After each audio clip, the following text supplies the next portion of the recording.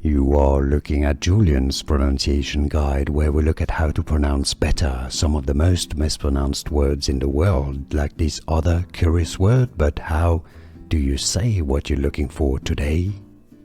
Let's learn how to pronounce those two words once and for all correctly. Top word, met, which is the past tense and the past participle of the verb to meet. Met. It's an e sound. Met. The bottom word is pronounced mate.